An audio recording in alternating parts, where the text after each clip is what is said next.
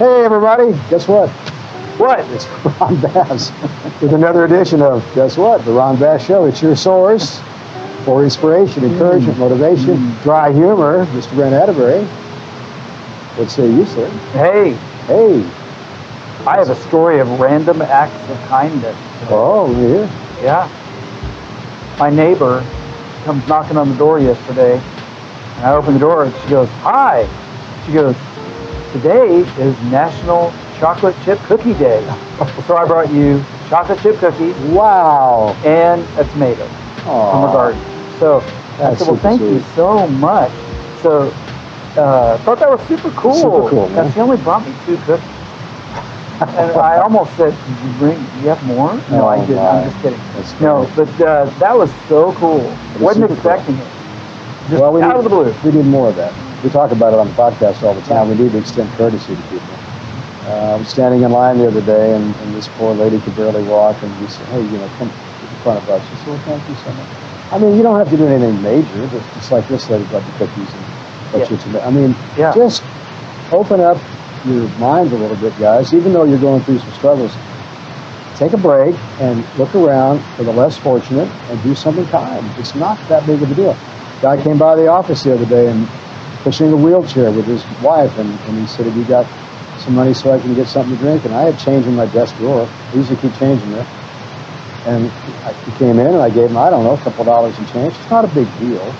The guy was 100 degrees outside. What am I going to do? So, look, as bad as you may have it going on in your life right now, I promise you there's going to be people that have it a whole lot worse than you do. And it's just the right thing to do, man. Open up your heart a little bit, right? Yeah. I'm glad you opened up the podcast with that. That's super cool. Yeah, well, I'll just... Not as cool as you, but cool. I'll close my comments by saying, so today is National Underwear Day. Does that mean I take underwear over to her? That's kind of a below the belt comment, I think. Oh. Yeah, okay, I get it. It's pretty good fun. The other day I told this guy at the Dollar General store something about a punny. He goes, "Yeah, that's pretty punny." We were trading dry jokes back and forth together. Yeah. Good job. I thought that was kind of below, but he said below the belt. He was like, "Oh, okay, that's fine." Yeah. Okay, look. Speaking of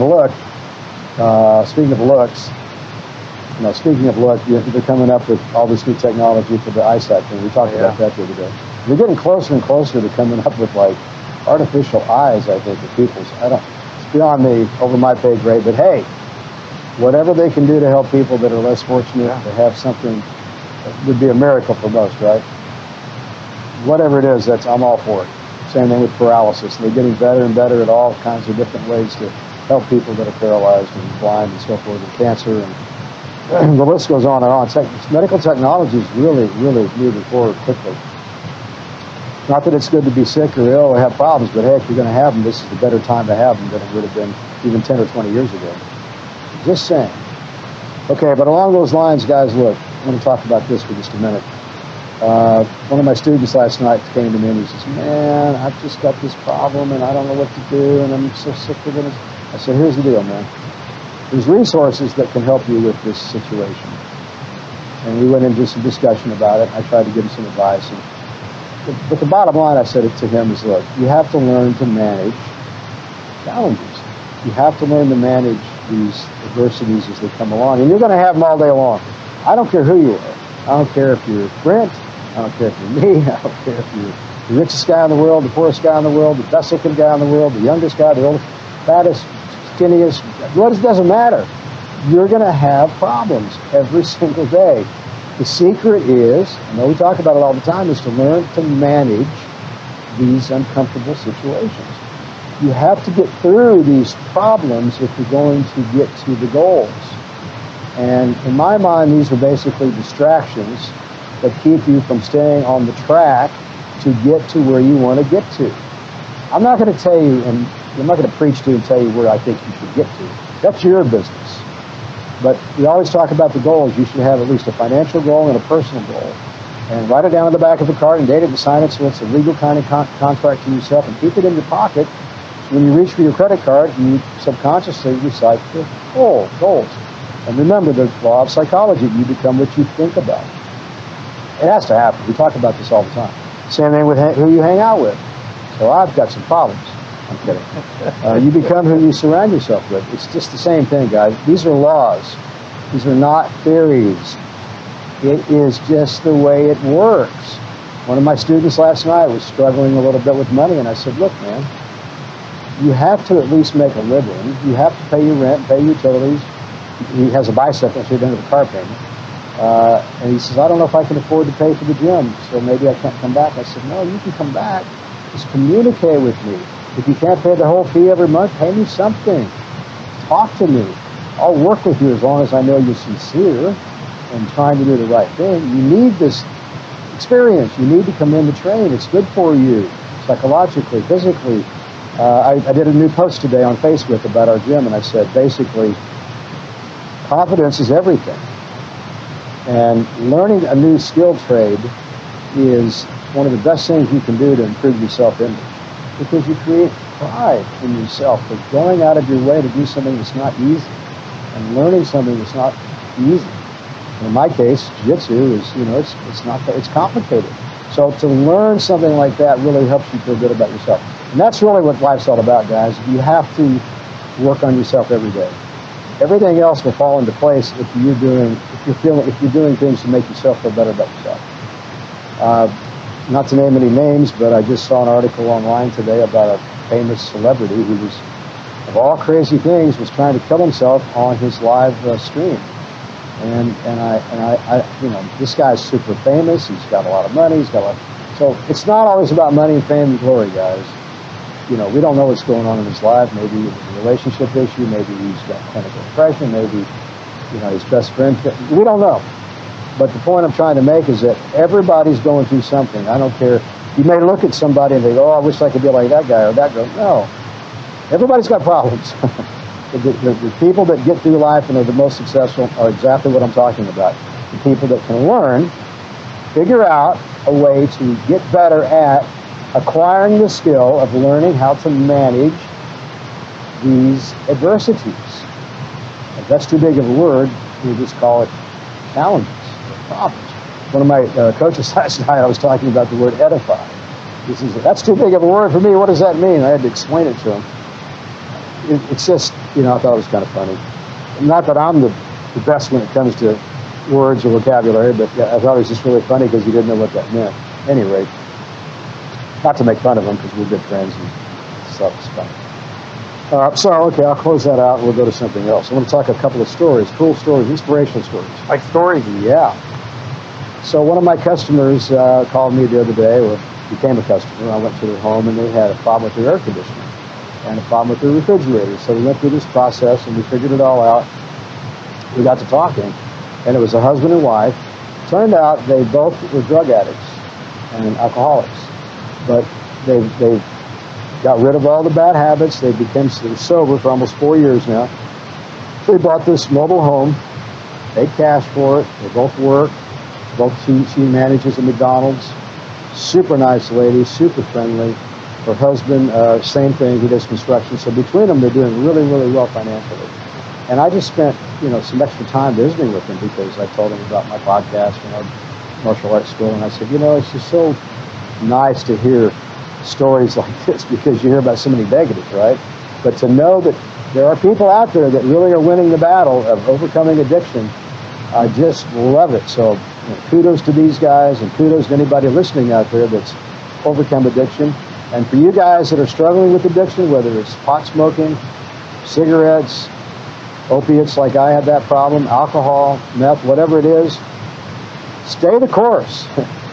It's not going to be easy. And when you get sober, it's not going to be easy to stay sober.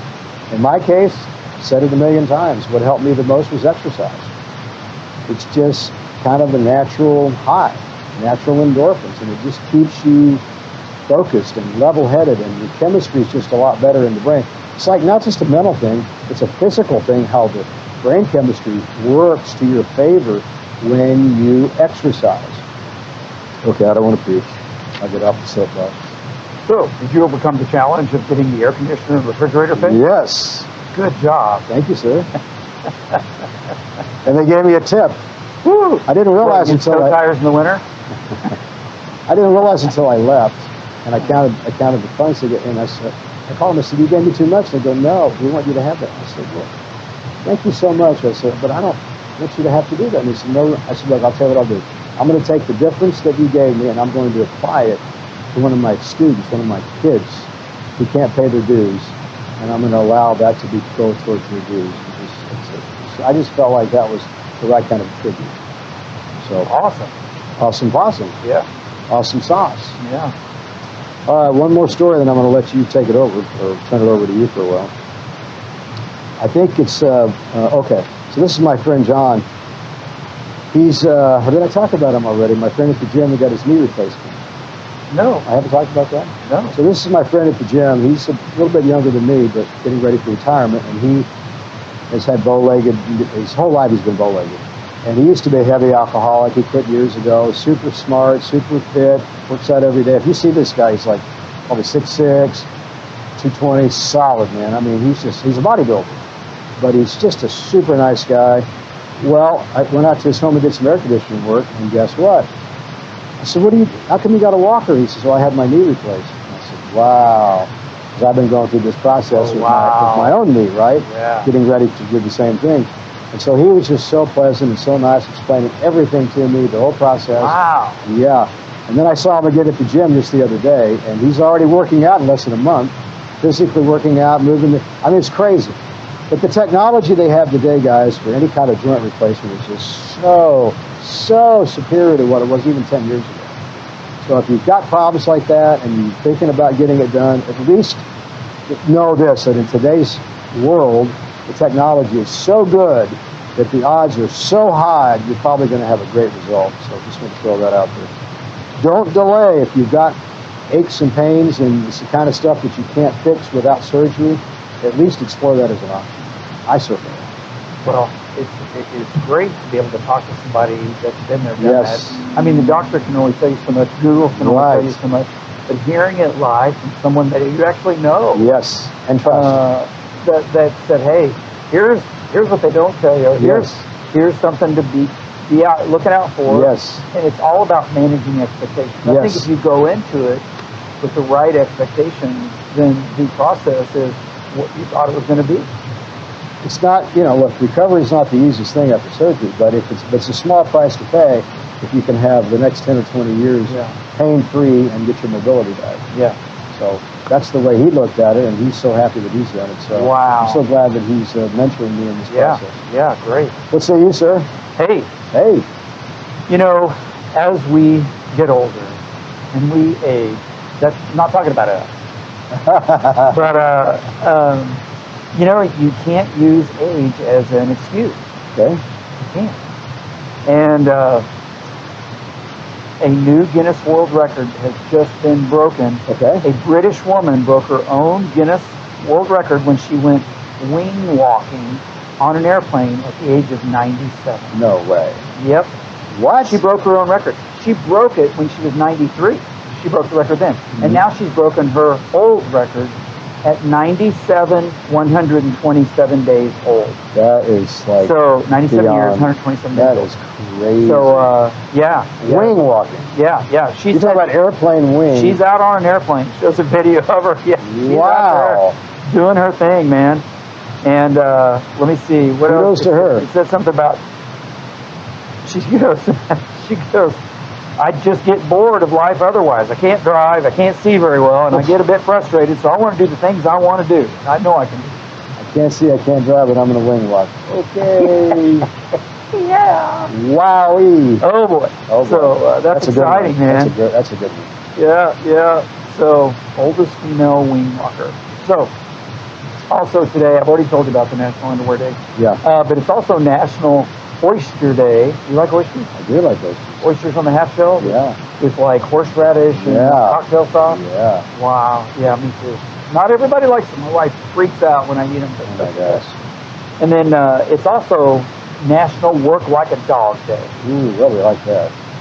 I've never heard of that one before. I think Work that's Like a pretty Dog? cool.